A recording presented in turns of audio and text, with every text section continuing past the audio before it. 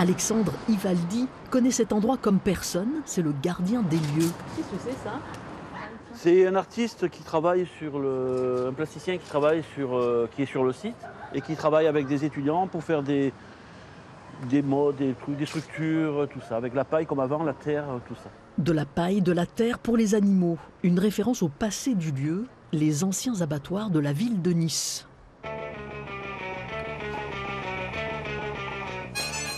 Aujourd'hui, les artistes ont remplacé les bouchers. Ici, des étudiants en architecture d'intérieur en pleine séance d'échauffement.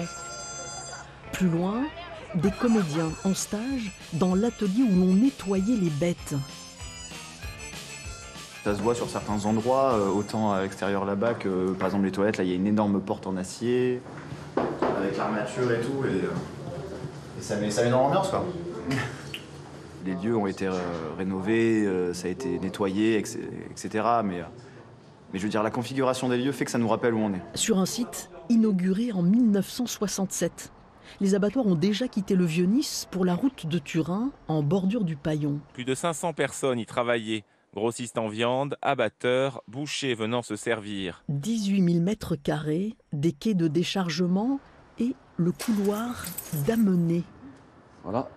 Donc les bêtes arrivaient par le couloir, elles étaient là. Ici, il y avait l'abatteur, avec un pistolet. Et la bête glissait. Elles étaient attachées à un crochet. Ils montaient à la salle de découpe. L'abattage s'arrête en 1988. On ne tue plus sur place, mais on continue le découpage et la vente de grosses pièces de viande jusqu'en 1999. Le lieu entre en sommeil pendant près d'une décennie, puis le nouveau maire décide de le transformer en pôle culturel. Pour ce projet, le maire a décidé d'appliquer l'ouverture dont il avait parlé pendant sa campagne, en confiant ce lourd dossier à la conseillère municipale socialiste et actrice Sophie Duez. Les artistes de l'association La Station viendront s'y installer. La métamorphose est lente mais ininterrompue. Le tiers-lieu prend vie. L'ancienne cabine de l'inspecteur peseur de viande s'habille façon Mondrian. Les portes des chambres froides deviennent support de peinture. Art contemporain, studio de marionnettes, danse, théâtre, cinéma, musique. Les abattoirs sont devenus le 109. Plus qu'un jeu de mots, une ambition. Ici bat le cœur de la culture contemporaine de Nice.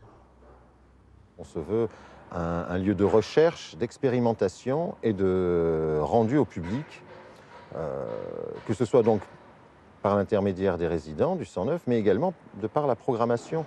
Prochaine étape, un partenariat avec l'université Nice-Côte d'Azur afin de permettre aux étudiants de se mêler aux compagnies résidentes. On pourrait délocaliser leurs cours ici. Et l'idée, c'est aussi de réfléchir à installer un lieu de convivialité, pourquoi pas un lieu de restauration aussi d'ici 2026-2027. Voilà, on est vraiment en pleine réflexion sur la mutation du site. Le 109 compte encore beaucoup d'espaces disponibles. De la page des abattoirs subsiste un décor idéal pour un film d'épouvante. Le premier étage est toujours dans son jus.